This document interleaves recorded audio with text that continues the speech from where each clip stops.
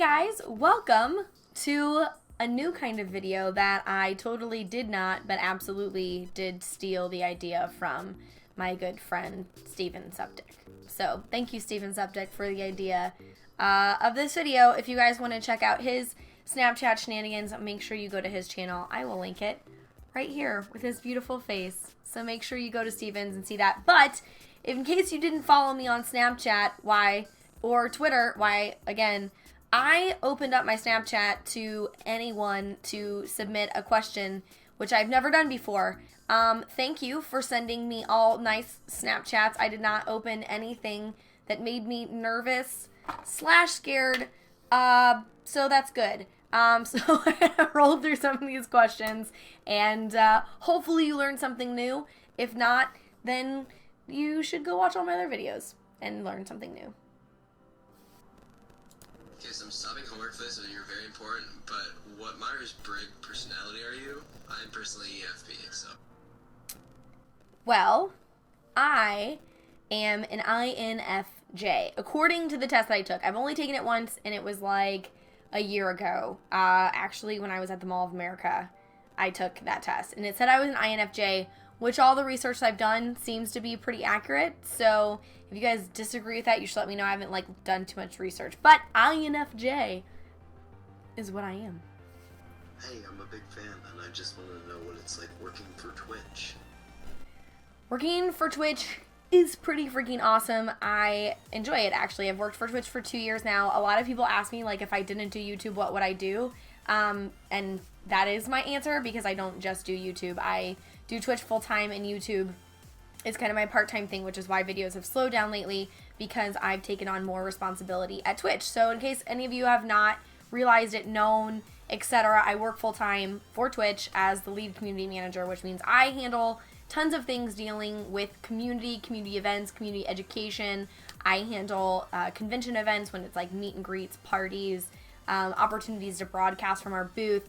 I handle all of the talent aspect for TwitchCon, so booking panels and, oh my gosh, all kinds of stuff. Broadcasting, meet and greet sessions, all of that comes through me. So I love it. It's been one of the most amazing things that I've ever done. And I use this analogy a lot for kids that ask me, in high school, what should I do? Or what if I don't know if I wanted, what job I want when I come out of college? And my answer to you is that's totally fine, because if someone had expected me to say that I was going to work at Twitch when I was in college, which wouldn't happen because Twitch didn't exist then, but if they had asked me back then, I probably wouldn't have said that. But it's been a job that I was able to get because I've done so many different things. And I started off doing wedding planning, and then I worked for a hospital, and then I've worked for human resources. I've done recruiting. I taught cake decorating at one point. I've done tons and tons and tons of stuff, and all of those things that I've done, even though none of them seem like they're related, all merged with my passion for gaming and helped me be very successful at the job that I have now. So I love it. It finally made sense. It was one of those moments where I started working for Twitch, and I was like, holy crap, this all makes sense. It makes sense now why I've done all these different jobs and why I've had the experiences that I've had, because they've all prepared me to be really good at this. So I love it. It's fantastic. I would never ever leave. Twitch is an amazing company to work for. It allows me to travel all around. I get to do really exciting things. I think I've said enough good things about it, but I love it very, very much, and I don't anticipate leaving anytime soon. My question is, what is your number one most needed travel item whenever you go to conventions? So I travel all the time. I'm sure you guys are aware. If you don't follow me on my vlog channel, you definitely should, because I travel and record most things that I travel on my vlogging channel. But I travel with my iPad a lot because it allows me to do work and access work, email. I can do all my Google Docs from my iPad. Plus, I listen to music, and I most often sleep on airplanes. And when I sleep on planes, I have a soundscape app that I listen to. Boo even listens to it when she sleeps. And so it helps me kind of like calm down, and I travel so much that it gives me like some kind of consistency to let me sleep on planes. So probably my iPad. If not my iPad, then it is hand sanitizer and my external battery charger, because I use those all the time. I actually have like, it's like a little sling backpack. If you ever see me at a PAX, you'll probably see me with it. It's like a little tiny, it's like this big. It's kind of like a new age fanny pack, really. It like slings around and it's a little bag, and I keep my life is in there. Like I have business cards, hand sanitizer, I have my phone, my external charger, I keep Sharpie markers in there, everything. Like my life is in this little bag. It's like my convention attendance kit. So that thing is like super important to me. So if I had to not pick just one thing, I could pick that, it would be that. Otherwise it would be my iPad or my external charger. I was just wondering for the Q&A, what are your favorite things about conventions like PAX and Minecon? I mean, being able to see different cities is really cool. At this point, I've gone to so many PAXs, and they're always in the same cities, that I've gotten to see Seattle, Boston, and San Antonio a lot. But aside from being able to travel, my absolute favorite thing is obviously getting to meet you guys. I have a very rare chance to respond to everybody on Twitter or to answer questions through Tumblr or Ask.fm, because not everybody has those accounts, or because a lot of times I'm just so busy. So it's really great to get to meet people in person and give them a hug and take a picture and give everybody that I meet at conventions like a couple of minutes of individualized time to just say like, hi, thank you for watching my videos. I think that that's probably the most rewarding thing. I try to do meetups not just at conventions, but I've tried to do them outside as well, or if I'm going to be at a place to say, hey, I'm going to be here, stop by and say hi. And I will always take time to take a picture, and I love it. I love getting to meet everybody, and I think that there's always this conversation that happens on the business end when you're a YouTuber, when companies want to know what your statistics are, they want to know what your demographics are, like who watches your videos and who, what are the age ranges, and it makes everything kind of seem like just a generalized group. Like these are the masses of people, and that's who we should target, and that's who, it would be best to, if you're going to do a promotion, like that's the people that you want to target. But when you're in person with the people that are watching your videos and with you guys, it's not a demographic, because everybody is so different. And I love that moment of realizing that it's not, if you looked at my YouTube analytics, it says that most of the people who watch my videos are male and their age is like 18 to 24. But that is not the case when I'm at a convention. And I kind of love that moment of like, it's not a number or a thing. Like these are the people and these are the stories. And, I love hearing all of the diverse backgrounds that people have. And I tell all the time when I meet with businesses, or they say like, what are your analytics or what are your demographics? And I can tell them that the most vocal people that I meet, the people who write letters and the people that I see at conventions, aren't the, 18 to 24 male, which is what you think of in gaming. That's not who my demographic is, and that's not who I necessarily like try to film for. Like I just film the videos that I like, and the people that are most impacted or most vocal about them are this wide range of people. They are boys and girls and teenagers and adults and older men and older women and young kids, and it's amazing, and I love that. And so thank you to everybody who comes and meets me at conventions. You guys are great, and I love you. What other conventions are you going to this year? I'm glad somebody asked this question, because I travel all the time, and I say that I travel all the time, and then I feel like people are like, where are you always traveling to? I am pretty much going to be at every convention this year. I plan on going to Minecon for sure. I will be at VidCon for sure. I'm going to be at PAX East here in a few weeks. I'm leaving, when this video comes out, I will already be at South by Southwest. I will be at PAX Prime. I will be at TwitchCon. The only ones that I don't think that I will be at are the ones that are overseas, like Insomnia. And that's just because it's very expensive to go and to take time off work. Like those aren't things that Twitch sends me to. Because we have people that work in an overseas office that handle those. So I have to take vacation days, I have to pay for them, and it's just very expensive to go. So I primarily like to travel and do the ones that I do here in the United States. And then if I'm able to travel for work, I will. If not, I just stay here. I do travel a lot as it is when I'm not traveling to conventions. I'm in San Francisco for work, for like actual work. And so I try to limit the travel that I don't have to take. So unless it's for like a vacation, which happens maybe once a year. In the last 3 years, I've taken one actual vacation, which was my trip to Mexico that I took that you guys saw.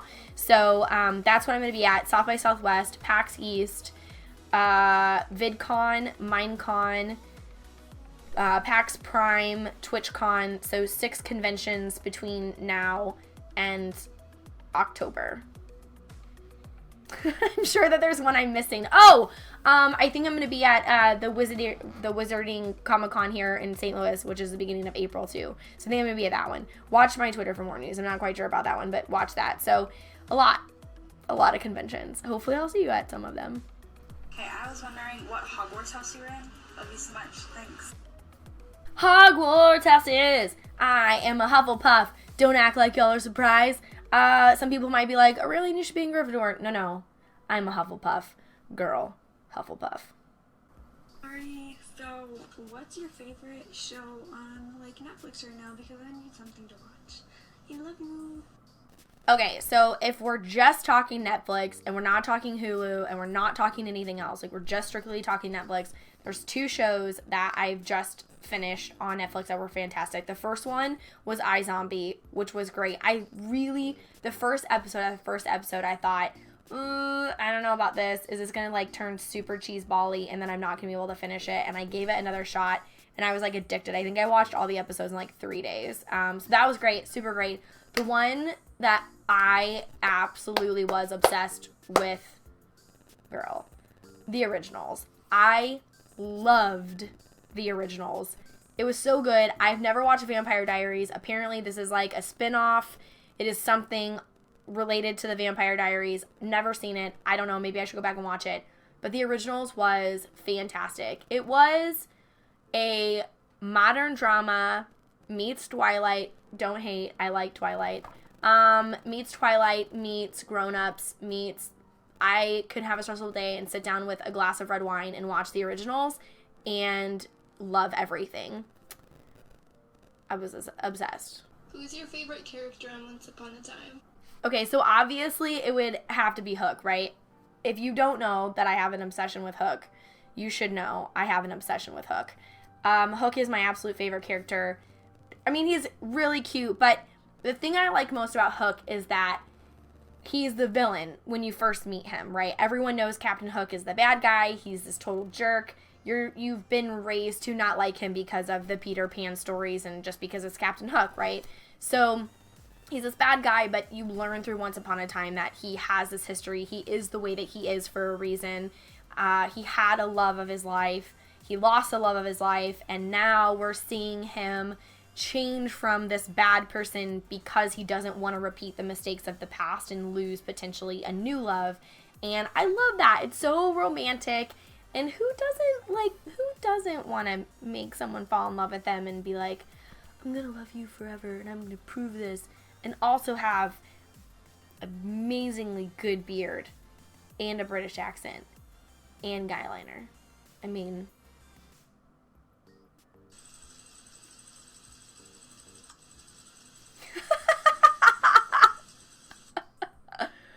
that is fantastic.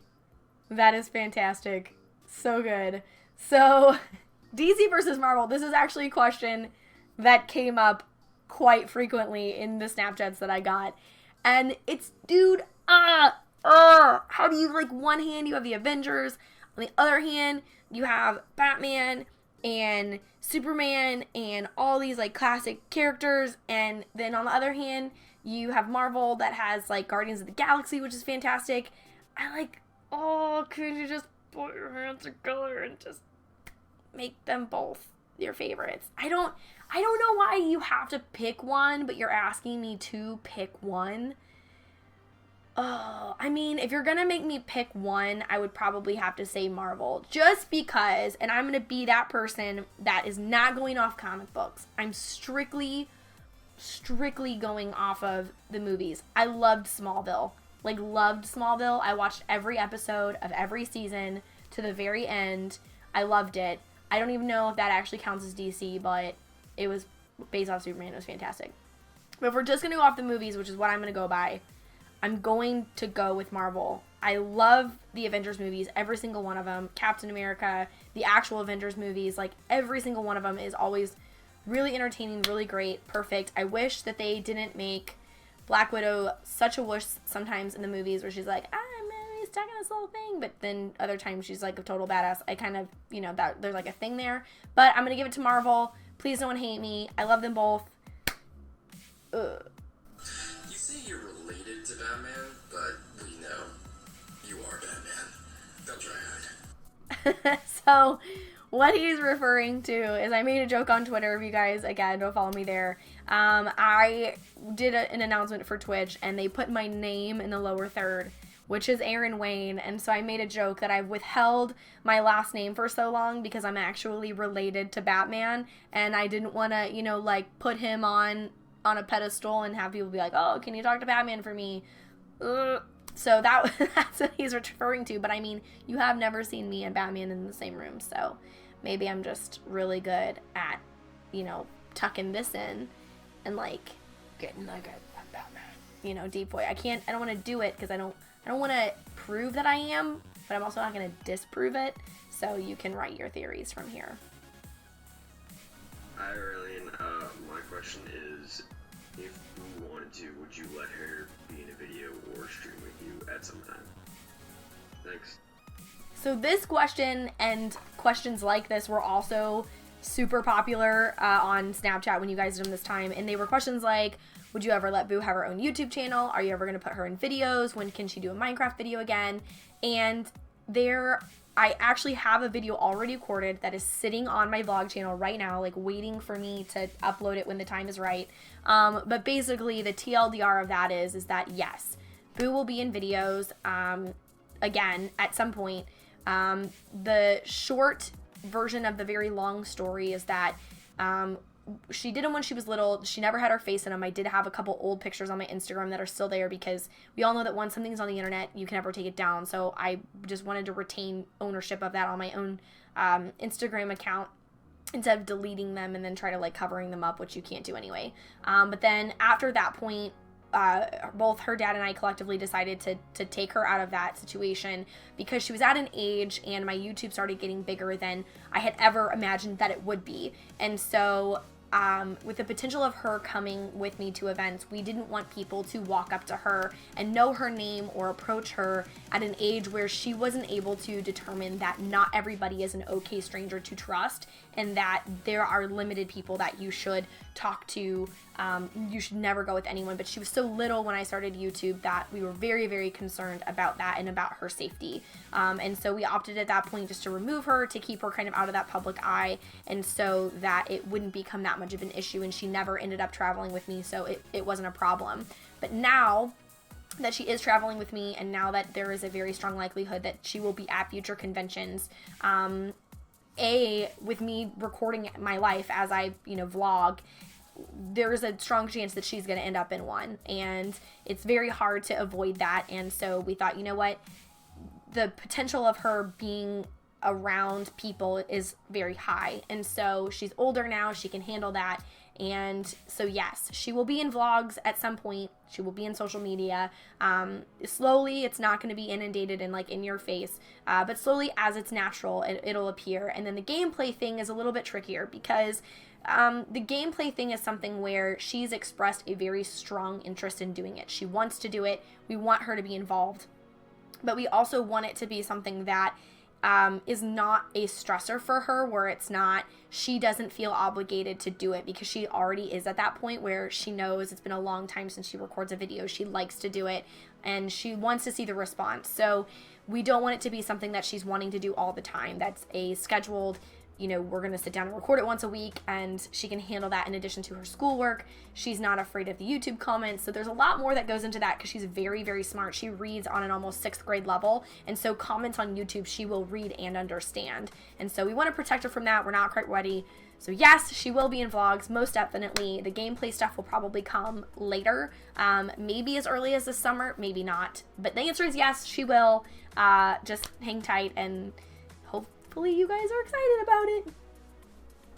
I was just wondering how you deal with the hate and always stay so positive. Bye. Well, I'm glad that you guys think that I remain positive, because criticism can be very hard to take. It is not something that is easy, I think. Some people are better at it than most. I am not one of those people that handles it super well. There have been times offline that I have struggled with it pretty seriously, and not because it's a criticism of I don't like your voice, you're annoying, those things, that they just happen, and I'm very understanding of the fact that I am not, and no one will ever be liked by everyone. That is an impossible mission. People are going to dislike you for some reason, and that's okay. Like, you don't have to be accepted by everybody, but you should be accepted and be surrounded by people who do accept you and who do love you. And I've done a very good job over the last probably year and a half of making sure that the people that surround me in my life are people that are positive and people that support me. And I have cut out the people who are negative and the people who surround me every day. There are my theory behind hate on the internet, and I know I haven't always done the best job.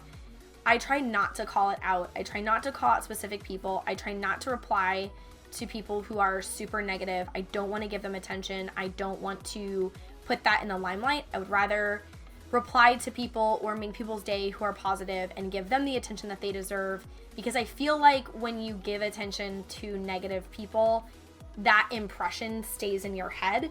If you just delete it and move on and then spend 15 minutes replying to a positive person, then you've spent more time focusing on positive than on negative. And I think that's one thing that a lot of YouTubers struggle with a lot. I have some friends that are constantly calling out the negative all the time, and I don't know how they do it. Maybe they are just the most positive people naturally in the world, but it drags me down when I see it, and I can't do that. So I try not to focus on the negative. I try to focus more on the positive. I also handle all of those issues offline. So when I run into, and I have run into a lot, things that need to be reported for harassment, people who are doing just absolutely disgusting things on various social media accounts, I take the time to report them on my own. I contact those social media outlets on my own and take care of them offline without dragging attention to them. It's not fun. I have had to have very long winded conversations with certain websites, i.e. Tumblr, now that I no longer use or very infrequently use because it's just so bad.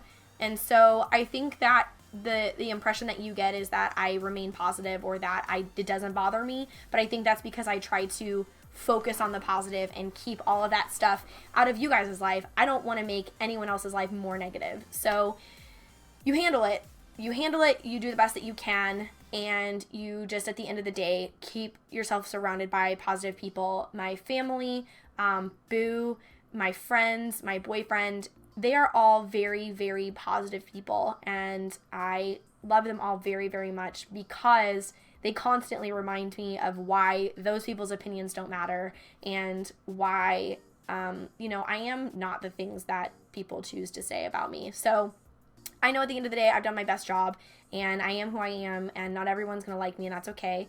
And hopefully it gets easier as you get older. So hopefully if you guys are struggling with the same thing, you learn those same lessons and know that I love you and you're the best. Ari, Backstreet Boys or NSYNC? I was a weirdo, so it was 98 degrees. My boy, in with the tough questions. You're not weird because you like 98 Degrees. True fact, I actually saw 98 Degrees on one of their very first performances when they were opening at an All That concert. Let's go back to how OG that is. Okay. I was definitely more on the NSYNC side, but I did like both. I just preferred NSYNC. If we're going to go into favorites, now, see, here's the thing that always bothered me. I liked NSYNC more, but whenever the Spice Girls paired up with someone, they paired up with the Backstreet Boys, and I never understood that because JT was way more talented. But favorite Backstreet Boy was Brian, 100% for sure. favorite NSYNC member was Joey Fatone because he used to wear the Superman shirt and have the red hair, and he was super duper nerdy, and I thought that was so cute. So, boy bands. What's your favorite thing to do other than gaming? My favorite thing to do outside of YouTube and gaming. I really like to do crafty things. I like to sew. I like to paint. I used to make clothes for Boo when she was really little. I have an embroidery machine, and so I used to make all kinds of really cute clothes for her. I would love to get back into doing that if I had time to like slow down and actually have free time. I love to read. I like to be outside and go hiking. Yeah, I don't know. I mean, I'm pretty normal. I always wonder what it would be like to be one of the people that only has one job, because then I could do all of the things that I love to do in my free time, which I did get to do a lot of when I was a stay-at-home mom with her. But now working 2 jobs and traveling every other week and having a, kid who's in elementary school, those things kind of go by the side, but I try to do them as much as I can. And yeah.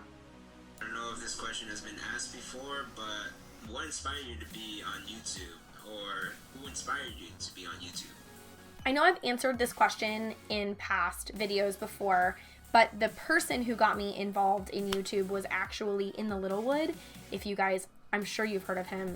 He's a big British YouTuber now involved with the Yogscast. At the time he was not.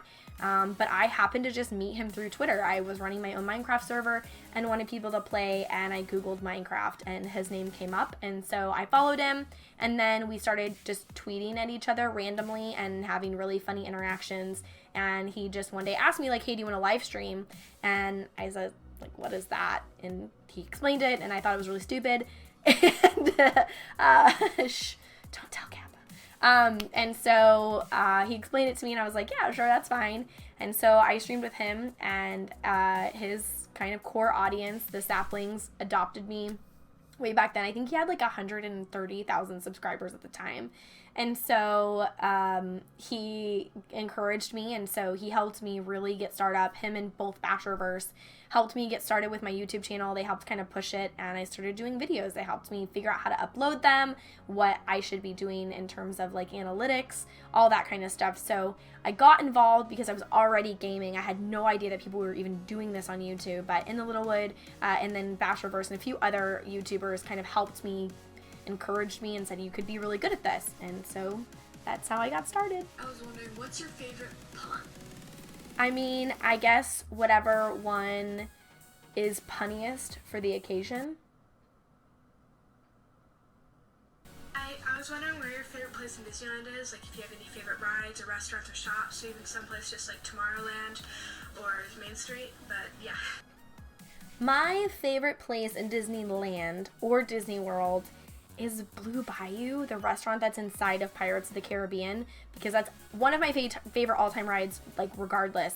But the restaurant inside, it just feels like in the hustle and bustle of Disney World and Disneyland, you get to go in and it's in the ride and you can hear the crickets and it's inside and it's dark and it's magical and there's like those big stars above you, and it's like eating outside minus the bugs and in Pirates of the Caribbean, and you're there, and it's very immersive, and I really, really enjoy that. So I think that's probably my all-time favorite place. Like, true fact, if anyone was like, what's your dream date, it would probably be for someone to take me to Disney World or Disneyland and make reservations in Blue Bayou, and then that's what we would do, because I love that place so much.